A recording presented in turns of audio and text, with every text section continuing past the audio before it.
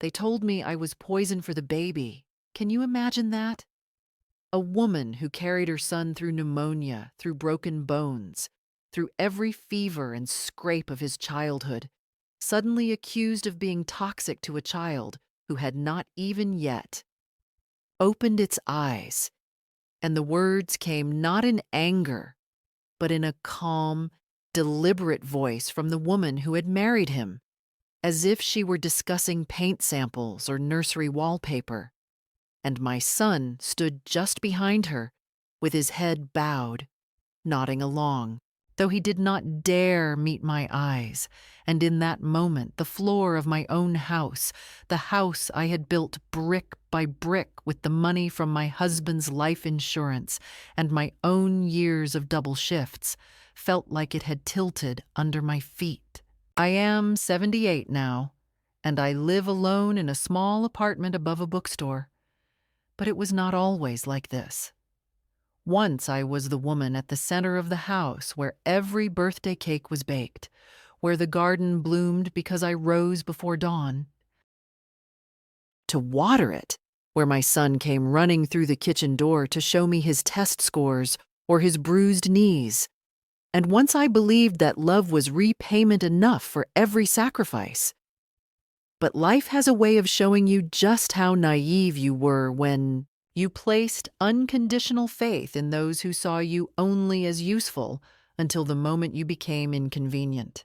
The house was mine, not metaphorically, not in the sentimental sense of memory and sweat, but in ink and signatures. My name on the deed, my savings emptied into its foundation. Yet when she stood in the doorway with her hand on the curve of her stomach, the other hand resting casually on the doorframe as though she had already claimed the entire place, she said with a kind of quiet finality, "You can't stay here anymore. It's too much for me. Too much stress. And stress is dangerous for the baby." And I felt the strange sensation of being erased while standing in the middle of the life I had built, as if the walls themselves were sliding away from me. My son, who once clung to me when storms rattled the windows, now avoided my gaze like a schoolboy caught lying, and muttered something about finding a solution, maybe a retirement community, just until things settled, just until the baby arrived. As, though my presence were a temporary inconvenience, a piece of unwanted furniture that could be shifted into storage until it no longer embarrassed anyone. What struck me hardest was not the cruelty, though cruelty there was, polished and dressed in the language of concern, but the calmness with which it was delivered. There was no shouting, no slammed doors, only the steady certainty of people who had rehearsed their lines and agreed on the performance they would stage, and I, foolishly believing I still had a role in their story, had not realized the script had been rewritten without me. My chair at the table had already been removed, replaced by a sleek high chair purchased before the child even had a name. And the photographs of family that once lined the mantel had quietly thinned, my image disappearing frame by frame, until only their curated life remained a life in which I was no longer visible. The erasure was so subtle that for months I tried to tell myself I was imagining it, that people were busy, that it was only natural to step back and let the younger ones take over. But deep down, I knew, every time I saw my teacups packed into boxes, labeled storage, every time my son winced when I laughed too loudly, every time the daughter-in-law frowned at the smell of my soup simmering on the stove, that I was being prepared for exile from my own home. Do you know what it feels like to become an intruder in the very rooms you paid for? To hold your breath as you pass through the living room so as not to disturb the new arrangement, to eat your dinner quickly in the kitchen like a servant because the dining table now belonged to them and their friends? It is a strange humiliation, quiet but cutting, the kind that does not leave bruises on your skin, but rather gnaws at your sense of existence until you wonder if perhaps they are right. Perhaps you are too much, too noisy, too fragile, too outdated. Perhaps you should step aside and not expect gratitude for the decades already given. I would sit in my bedroom at night, the same room where I had once folded his laundry and read him bedtime stories when my husband was too tired from his shifts, and listen to the murmurs of their conversations in the living room, the clink of glasses, the laughter rising easily while my name was never spoken, and I felt myself shrinking, becoming smaller and smaller until I was almost invisible even to myself. But that night, when she said it clearly, when she told me I could not stay, something inside me shifted. It was as though all the quiet humiliations had finally gathered into a single heavy stone that landed square in my chest. And instead of crushing me, it anchored me in clarity. I remember gripping the edge of the kitchen counter, the cool marble under my fingertips, and realizing that I was not the guest here, not the intruder. They were the ones who had mistaken hospitality for ownership, who had mistaken patience for weakness, who had mistaken silence for consent. And yet, in that moment, I did not argue, did not shout, did not cry. I simply looked at my son, the man who had once depended on me for every scrap of stability, and saw how far he had drifted from the boy who once clutched my hand in the dark. And I understood with a kind of devastating calm that whatever bond had existed between us, it had loosened beyond recognition. So yes, when I tell you I live alone now, it is not the loneliness of abandonment, though they did abandon me. It is the loneliness of awakening, of seeing clearly at last the limits of love, when it is only honored in words, but not in actions. They thought they could push me out quietly, that I would shuffle into some assisted living facility, compliant and grateful for whatever scraps of attention they might send my way. But they did not know that beneath the wrinkles and the polite nods, I still carried the memory of every sacrifice made, every hour worked, every coin saved, and that memory was a fire waiting only for the right breath of betrayal to burn alive again. And that betrayal came, dressed as concern for a baby, spoken in the softest tone, but sharp enough to sever the last threads that bound me to the illusion of belonging. That is where my story begins, with a single sentence spoken in my own kitchen, a sentence that ended one life and began another, though I did not yet know it at the time. All I knew, as I stood there in the house that still bore my name on its deed, was that I had been declared an enemy to a child who was not yet born, a burden too heavy for the man I had raised to carry, and a shadow unwelcome in the light of their carefully arranged future. I was 78, and I had just been told that my existence was intolerable. That was the moment the floor gave way beneath me, and I began to fall. But sometimes, my dear, falling is the only way to remember you still have the strength to land. It was not until a week later that the betrayal declared itself in full. Not. In the moment, she told me to leave, because words can still be softened by the hope that perhaps she had spoken hastily. Perhaps she was tired or frightened or overcome by pregnancy hormones.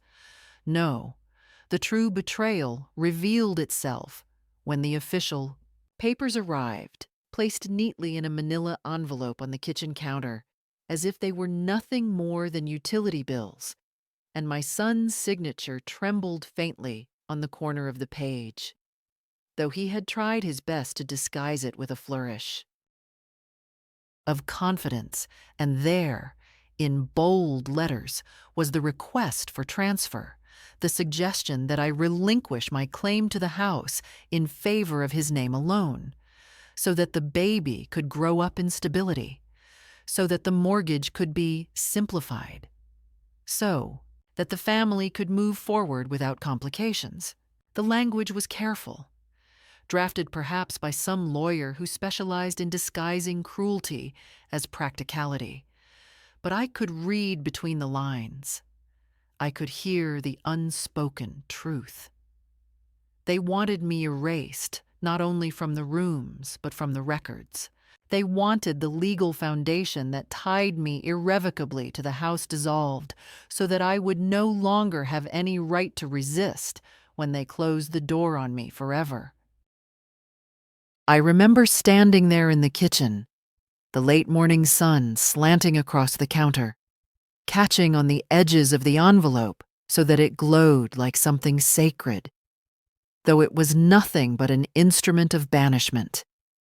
And I felt the room spin, as though the air itself had shifted into a heavier weight, pressing down on my chest. My daughter-in-law entered just then, humming lightly, her hands busy arranging flowers in a vase. And when she saw me holding the envelope, her expression did not falter, not even for a second. She smiled that same thin smile, the one that never touched her eyes, and said, "Oh, good. You've seen it.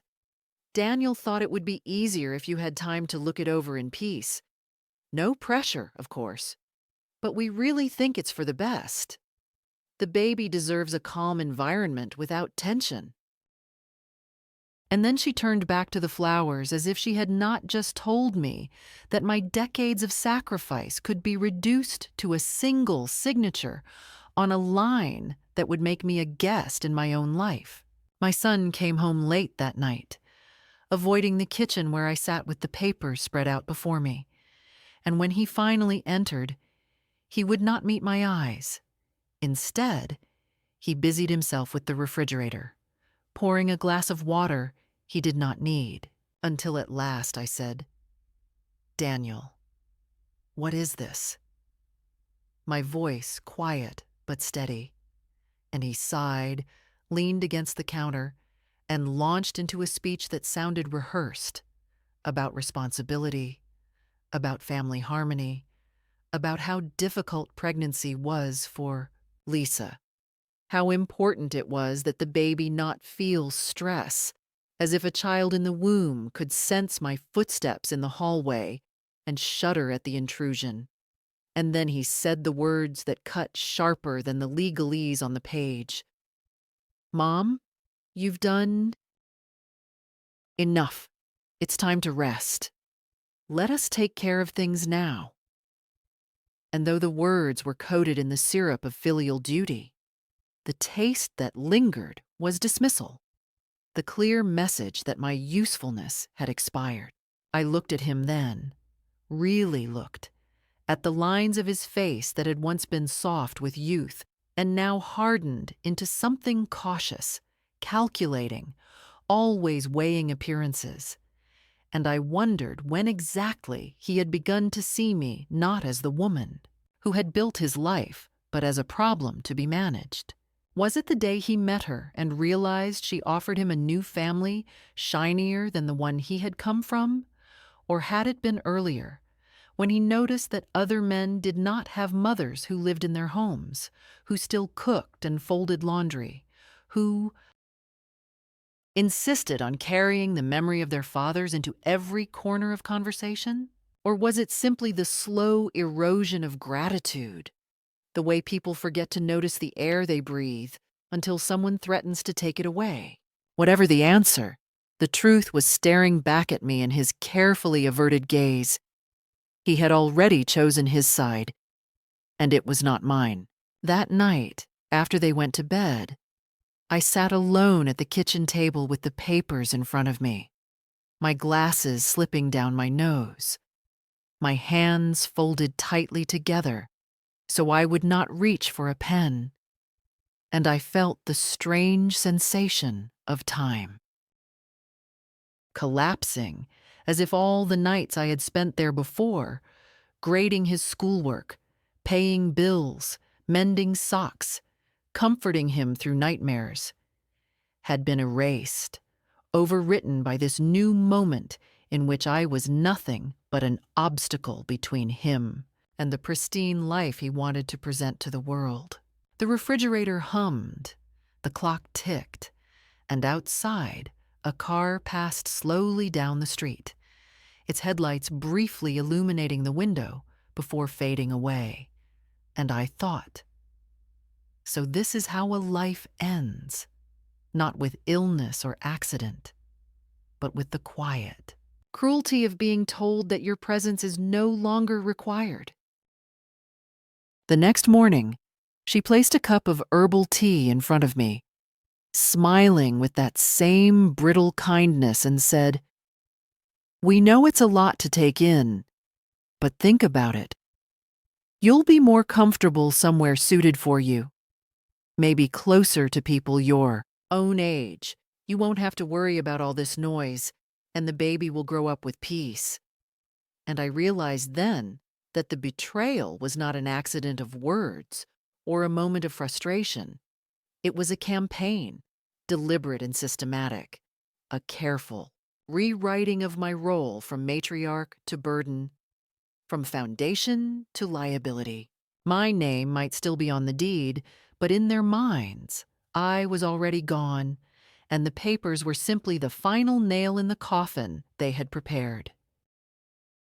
That was the true catalyst, the moment when my heart stopped hoping for reconciliation and began instead to harden into something else, something sharper, something more dangerous, though I did not yet know what form it would take.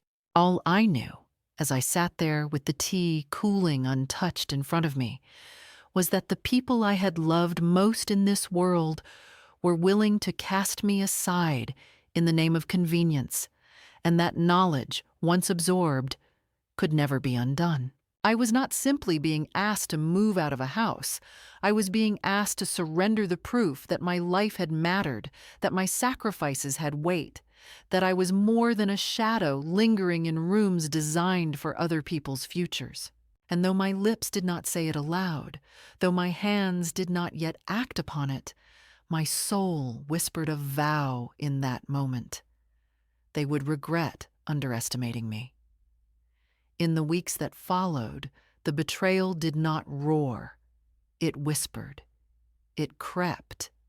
It seeped into every ordinary detail until the house that once felt warm and lived in became a museum in which I was the only exhibit no one cared to see. And the silence of that dismissal was far more punishing than if they had screamed at me to get out. My teacups, which had sat in the glass cabinet for years, were quietly removed one morning while I was in the garden, replaced with a row of minimalist mugs that matched the new decor. And when I opened the cabinet that evening and found them gone, my son simply shrugged and said they were in storage, as though my history could be boxed away without my consent. The chair I always sat in by the window disappeared next, replaced by some sleek Scandinavian design with a stiff back that made it impossible for me to rest. And when I asked what had happened to my chair, Lisa smiled with that same thinness and said it was old. We wanted the space to feel fresh.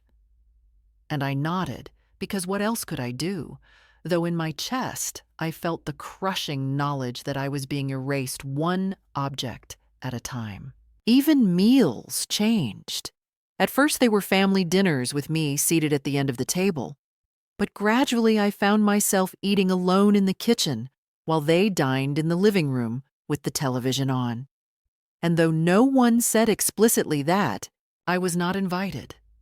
The table was no longer set for me, and so I learned to scoop my portion quietly, carry it to the counter, and eat quickly before disappearing back into my room.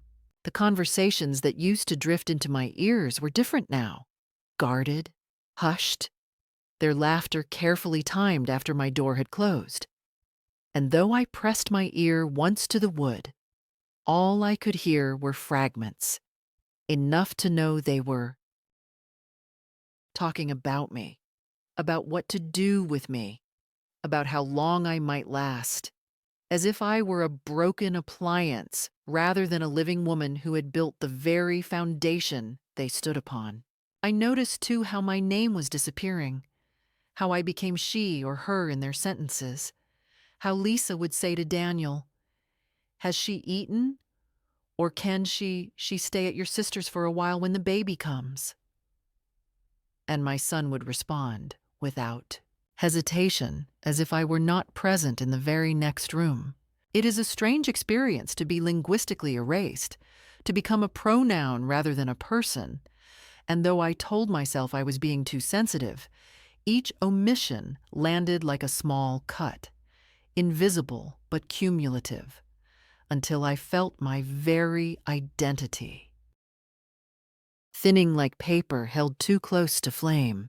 The house itself seemed to shift against me, its corners narrowing, its hallways lengthening whenever I walked through them, so that I felt more and more like a stranger, wandering through a place that no longer belonged to me. Once, when I stepped into the nursery they were preparing, curious to see the crib, Lisa appeared instantly in the doorway, her hand on her belly like a shield, and she said, very gently but with unmistakable firmness, "This room is off limits.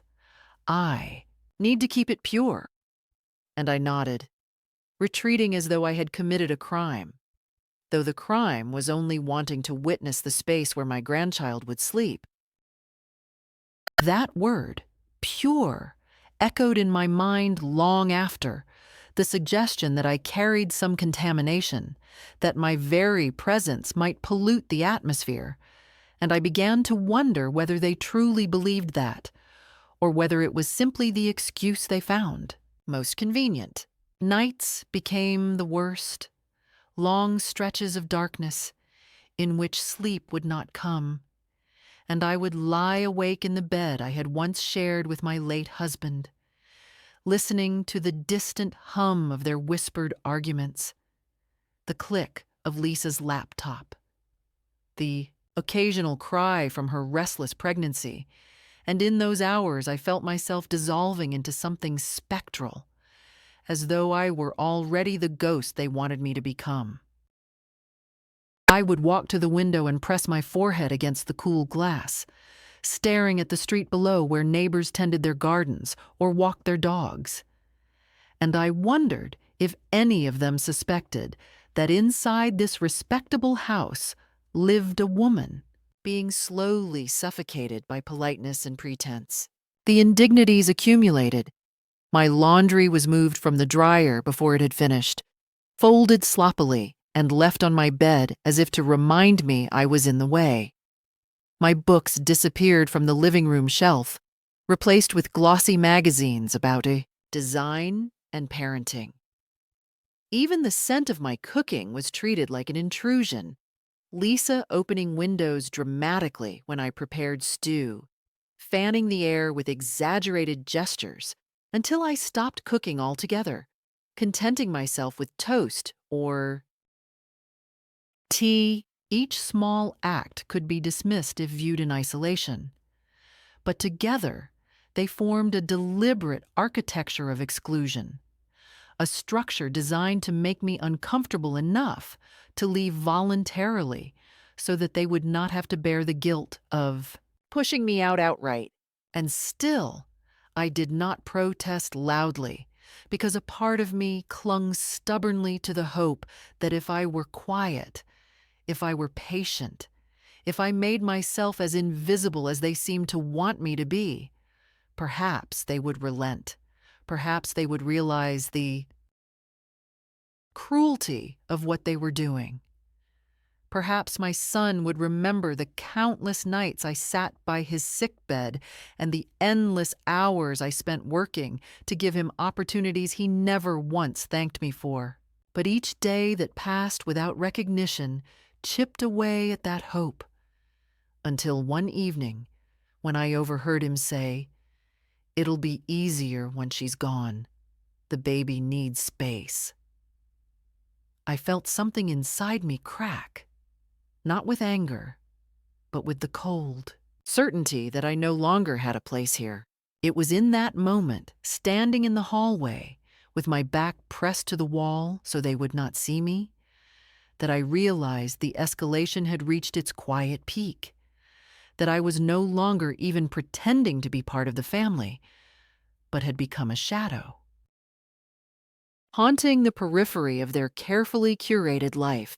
I returned to my room, closed the door softly behind me, and sat on the edge of the bed, my hands folded in my lap, and I whispered aloud though no one could hear me, "You cannot erase me by wishing me away."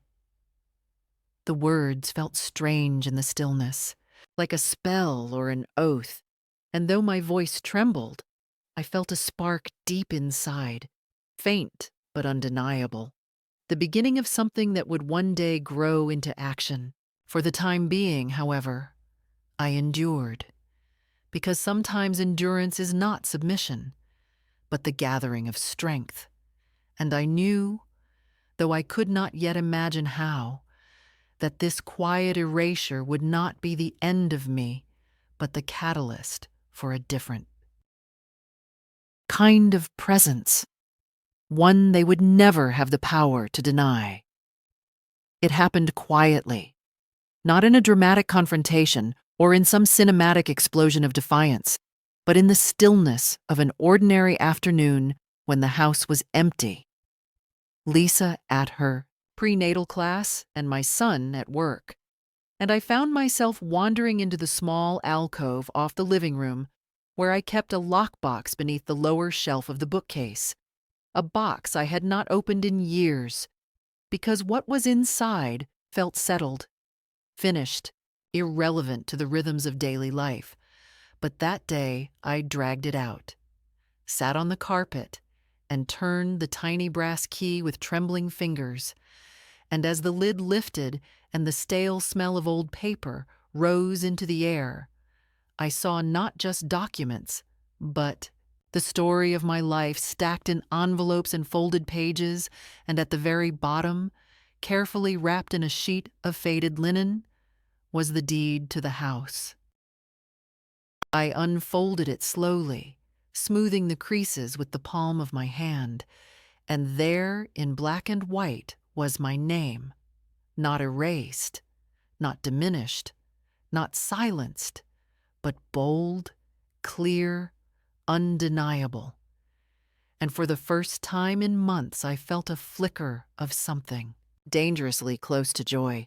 I sat there staring at those letters as though they were a secret code meant only for me. And I realized that for all the talk of me being a guest, a burden, a relic, the truth was that I still held the ground beneath their feet, that every wall they decorated and every room they claimed still bore the legal shadow of my existence. And that recognition stirred something I had not felt in a long time. Power, not the kind that shouts or demands, but the quiet, steady kind that cannot be argued. A way because it is written in law, in ink, in history. It was like finding a weapon I had forgotten I possessed, and though I did not yet know how or when I would use it, the simple knowledge that it existed was enough to straighten my spine and clear the fog that had been clouding my thoughts. I folded the deed carefully, placed it in a new envelope, and slipped it into the inner pocket of my cardigan, close to my body, as if to remind myself with every movement that I was not powerless, not disposable, not erased. The house seemed different after that. The same sterile furniture, the same whispered conversations. But suddenly, I no longer felt like a ghost drifting through someone else's story. I felt like a watchful presence, like a witness to their hypocrisy. And every small act of erasure they performed only confirmed how much they feared my continued existence within these walls. When Lisa opened the windows to banish the smell of my soup, I did not feel humiliated. I thought, this is still my kitchen. When my son suggested assisted living brochures, I thought, he is standing on my floor, under my roof, because of me. And when I looked at the nursery, carefully decorated in pale colors I had never chosen, I thought, this child will one day ask questions, and what story will they tell? That night, lying in bed, I did not cry as I had so many nights before. Instead, I traced the outline of the envelope in my cardigan, feeling the edges press against me like a shield, and I began to imagine possibilities. Perhaps I would consult a lawyer of my own, not to fight, but simply to remind myself that I had options. Perhaps I would sell the house outright, leave them scrambling for stability they had taken for granted. Or perhaps I would simply wait, silent and patient, letting the weight of my unspoken power hover above them until the moment arrived to reveal it. Whatever the path, I knew now that I was not trapped. I was choosing to remain, gathering strength, and that choice alone transformed my silence from weakness into strategy. In the days that followed, I carried myself differently, and though I doubt they noticed consciously, I saw flickers of unease in Lisa's eyes when I met her gaze too steadily, or in Daniel's voice when he asked again, more gently this time, if I had considered other living arrangements. I did not argue. I did not confront. I simply smiled faintly and said, I'll think about it. And the words tasted sweet because I knew that behind them lay truths they could not erase. For the first time in months, I brewed coffee strong and rich, the way I liked it, and I drank it slowly at the kitchen table, not rushing to make myself invisible, because the table was mine as much as theirs. I even ventured beyond the house more often, walking slowly down the neighborhood streets, not hiding my presence as my son had once asked me to, but greeting neighbors, asking about their gardens, reminding myself that the world did not see me as a burden, but as a woman still alive, still curious, still present. One neighbor, a kind woman with silver hair and a sharp laugh, stopped me one morning and said, "We don't see you often. You should come by for tea." And though I politely declined, I felt a warmth in my chest that carried me back home with a lighter step. It was proof that invisibility had been imposed on me, not born from my nature. The shift was subtle, internal, invisible to anyone but me, but it was real, and it grew stronger each day. I no longer avoided mirrors. I looked at my reflection and saw not an old woman waiting to be dismissed, but a survivor, someone who had endured loss, labor, loneliness, and yet still stood. I began writing again, small notes in a journal I kept hidden under my mattress, words I had not dared to release before, recording the daily indignities, but also the small acts of resistance. Choosing my own meals, wearing my boldest scarf to the dinner table, leaving my light on late into the night without apology. These were not grand gestures, but they were mine, and they reminded me that life could still be shaped by my hand. One evening, when Lisa made another subtle remark about me perhaps being happier in a quieter place, I caught my son watching me carefully, as if he sensed that something had changed, though he could not name it. And I realized with a strange satisfaction that he was uneasy because he no longer understood me. He had grown accustomed to my silence, to my compliance, to the slow fading of my will.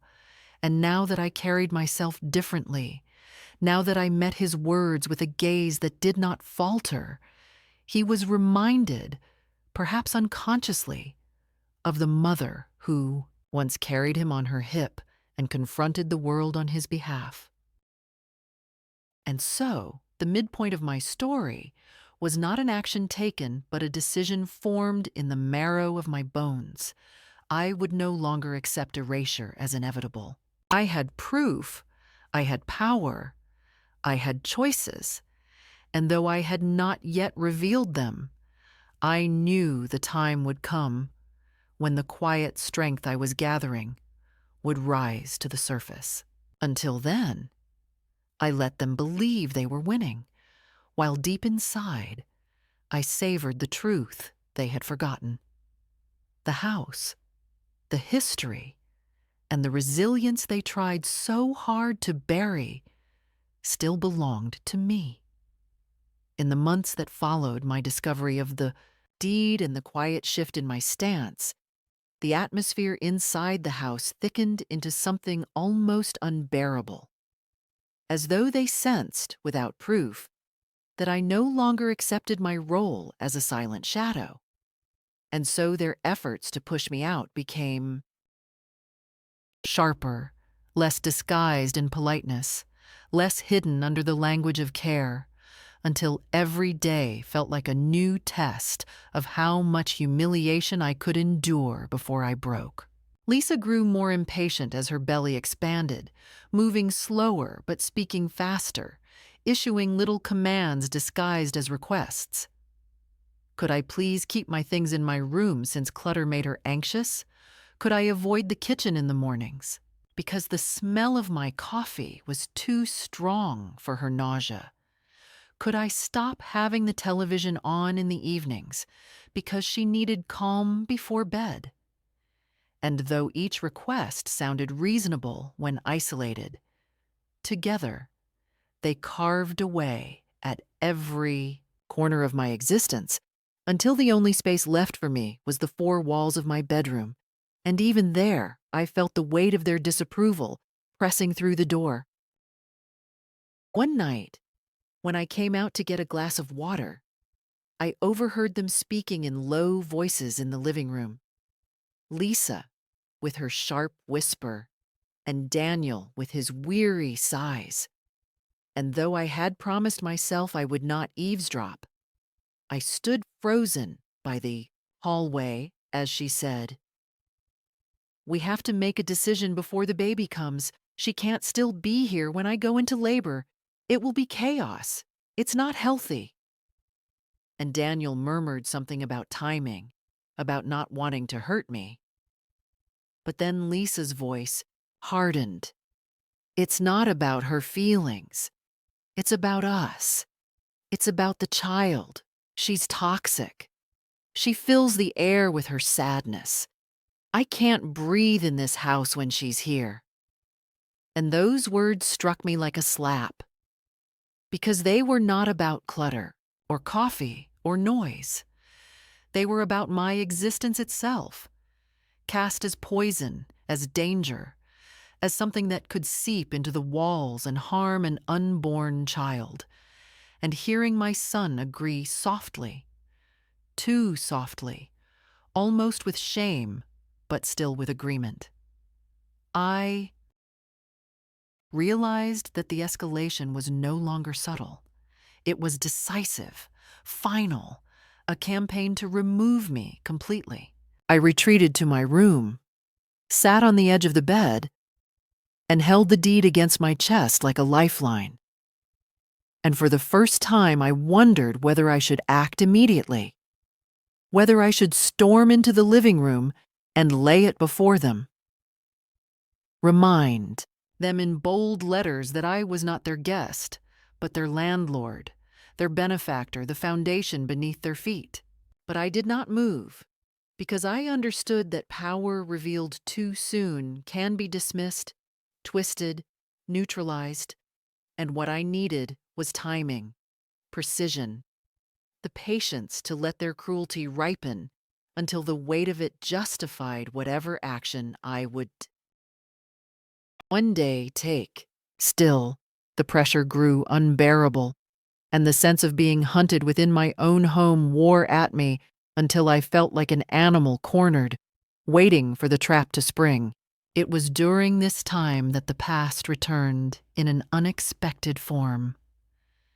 A letter slid under my door one morning, not in Lisa's elegant handwriting, nor in Daniel's hasty scrawl, but in the looping, uneven letters of my eldest grandchild, Kieran, who must have been just old enough now to sense that something was wrong, even if no one told him directly.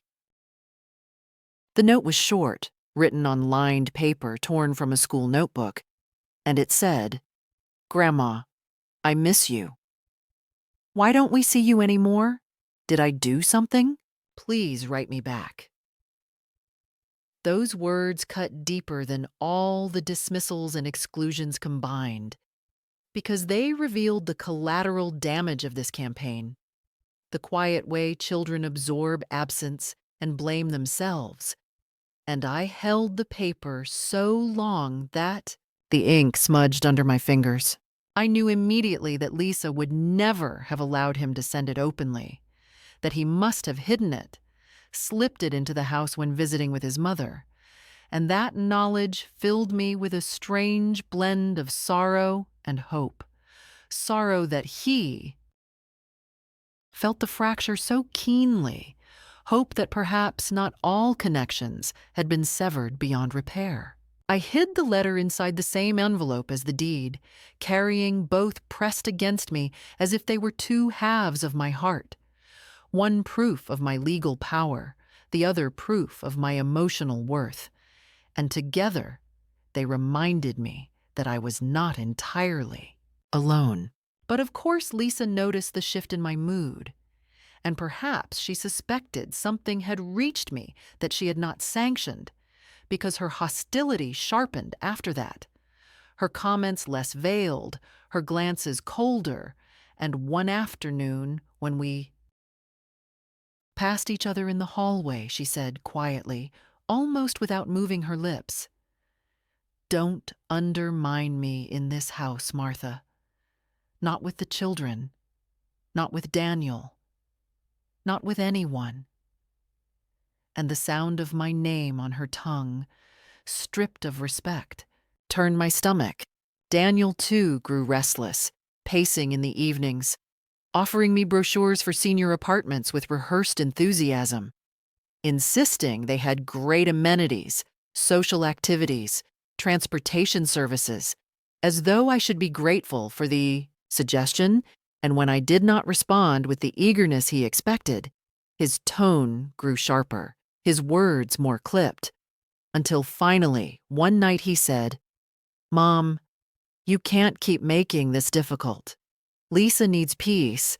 The baby needs peace. Don't you want what's best for your grandchild?"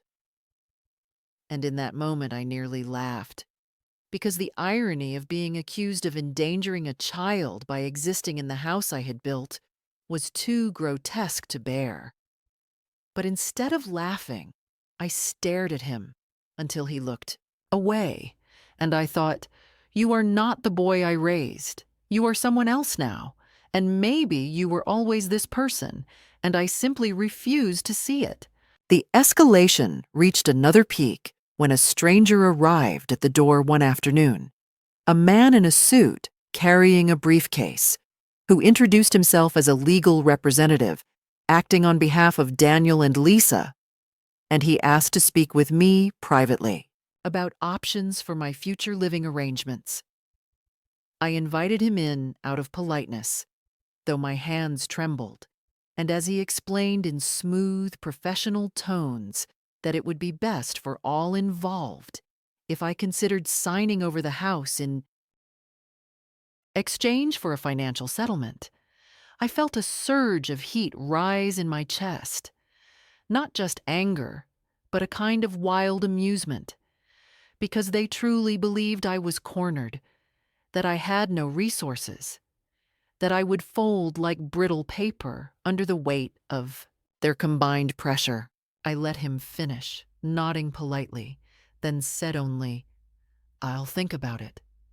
And when he left, I closed the door softly, leaned against it, and laughed for the first time in months, a low, steady laugh that scared even me with its ferocity.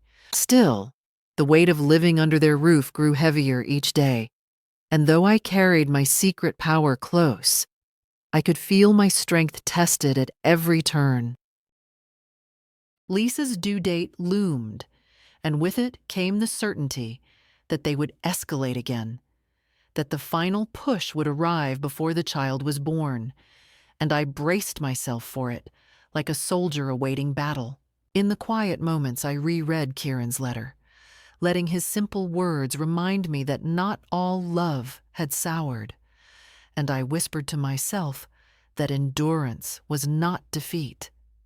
It was preparation. But the air in the house had changed, thick with tension, with suspicion, with the anticipation of confrontation, and I knew that soon the time for silent resistance would end, and I would have to act in a way that could never be undone. The breaking point came not with shouting or tears, but with the steady inevitability of a tide that can no longer be held back. For one evening, as Lisa lowered herself heavily into a chair, with her swollen belly leading the way, she announced in a tone that carried no room for negotiation that I would need to be gone by the end of the week, that arrangements had already been researched, that Daniel would help me pack, and that this was not a request but a necessity for the well-being of her child. And she spoke as though the matter had been decided long ago, her voice calm but hard, and my son nodded along with a weary look that seemed almost relieved, as if the burden of pretending civility had at last been lifted from his shoulders. I listened quietly, not interrupting, not protesting, only folding my hands together in my lap and nodding once. And the silence I gave them must have seemed like surrender, for Lisa smiled faintly, satisfied, and Daniel exhaled as though a battle had been won. But inside me, the silence was not surrender. It was calculation. It was the moment of turning, when endurance becomes action. And by the time I stood and walked back to my room, my decision was already sealed. That night, I did not sleep, but instead sat at the small desk in my room with the deed spread out before me, the paper illuminated by the faint yellow light of the lamp. And I read it again and again, tracing my name with the tip of my finger until the letters seemed to glow. And I thought of every hour I had worked to make that name mean something, every bill I had paid, every sacrifice I had folded quietly into the fabric of my son's life.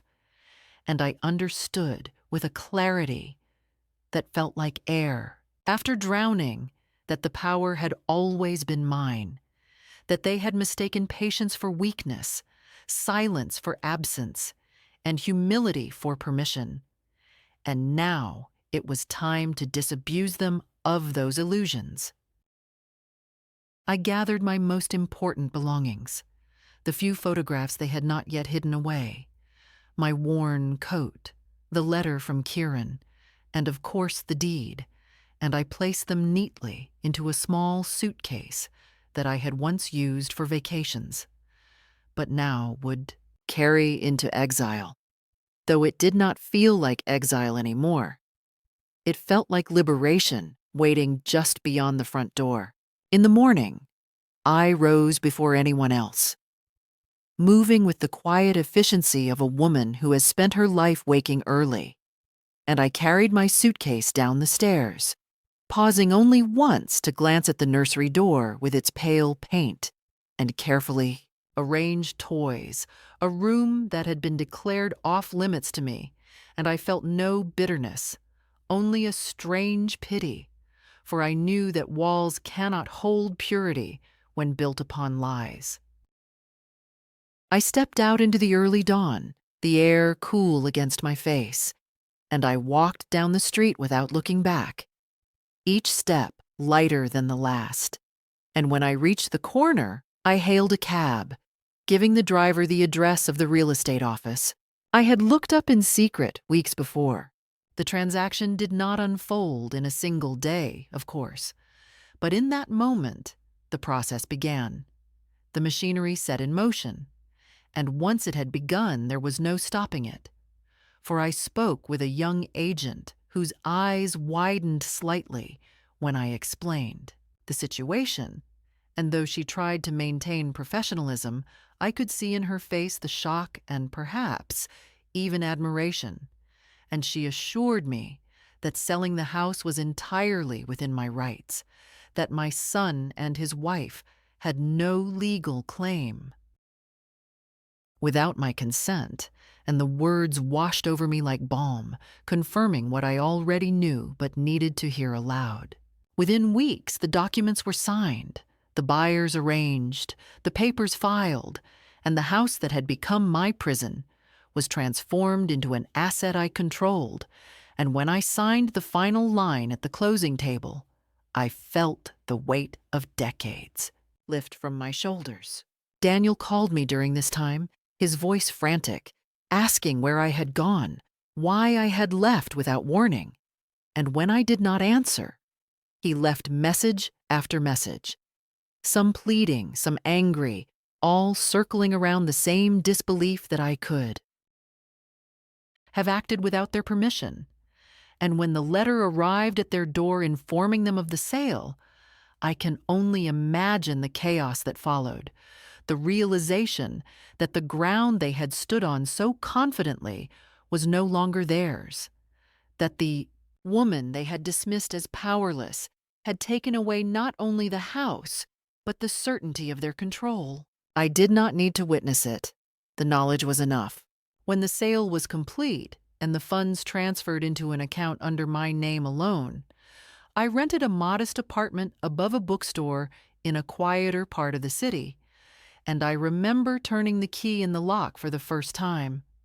The sound of the tumblers clicking open like a small symphony, and stepping inside to find a single room with pale walls, a narrow kitchen, and windows that looked out onto the street below. And though it was humble, it was mine. Indisputably mine. I set my suitcase down on the floor, sat on the edge of the bed, and breathed deeply, the air tinged with the faint smell of paper and ink from the shop below. And for the first time in years, I felt peace. The climax of my story was not a dramatic confrontation in which I shouted them down or demanded their respect, but rather this quiet, irrevocable act of reclaiming what had always been mine, an act that required no explanation, no apology, no performance. They wanted me gone, and so I left. But I left in a way they had never anticipated, not as a discarded relic shuffled into obscurity, but as a woman who walked away carrying not only her dignity, but the very ground they had tried to push her off. They thought they had won when I fell silent in the kitchen, when I nodded without protest, when I carried my suitcase down the stairs without a word. But what they mistook for defeat was the calm before the storm. And when the storm arrived, it was. Not with thunder, but with ink and signatures, and it left them standing in the ruins of their own arrogance. And so when I sit now in my apartment above the bookstore, the faint sound of pages turning below like the heartbeat of a quieter world. I think of the night they told me I must be gone by the week's end, and I smile because they were right. I am gone. Gone from their house. Gone from their control. Gone from the role of burden they tried to write for me. But I did not vanish into the silence they wished. I stepped into a life of my own making, and they will never again dictate where I belong. In the months that followed my departure, life settled into a rhythm quieter and steadier than I had ever known. And though I sometimes caught myself listening for the sound of footsteps outside my door, or the murmur of voices in the hallway, those echoes belonged to a past that no longer had the power to disturb me. For here in my small apartment above the bookstore, there was only my own breathing, my own heartbeat, and the freedom to decide how each day would unfold without glances of disapproval or whispered conversations that erased me. At first, the silence felt strange, like a garment too new to wear comfortably.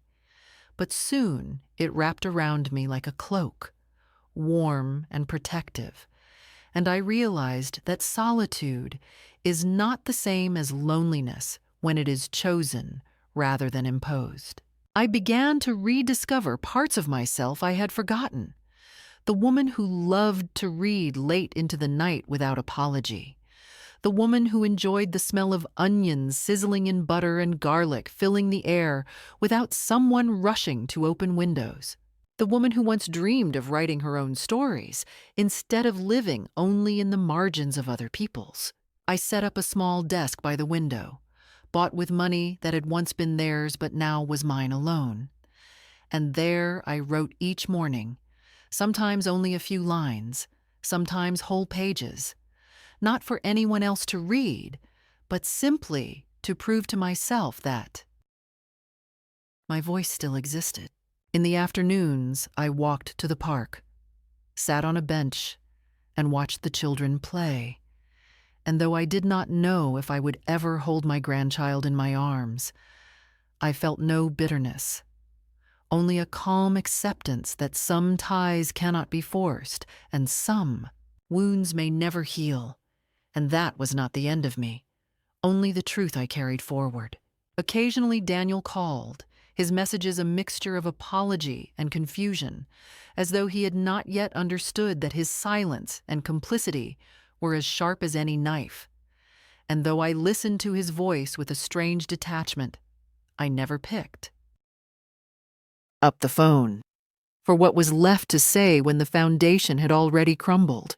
Once Lisa herself sent an email, cold and efficient, accusing me of selfishness, of cruelty, of betrayal, and I read it slowly, line by line, and then deleted it without reply, because the only answer she deserved was the life I was living beyond her reach.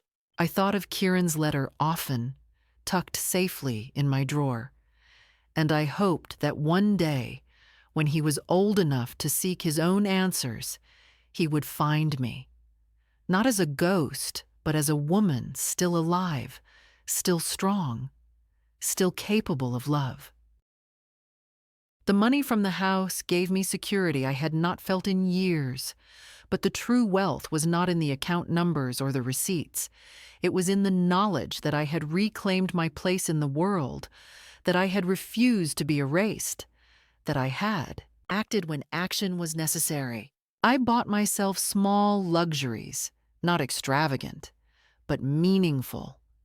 A coat lined with soft wool, a set of porcelain cups that reminded me of the ones boxed away in storage, a bright scarf in a bold color that I wore proudly even when no one was there to admire it. These were not just objects. They were symbols of a life lived on my own terms, proof that I had not been diminished into invisibility, but had expanded into freedom.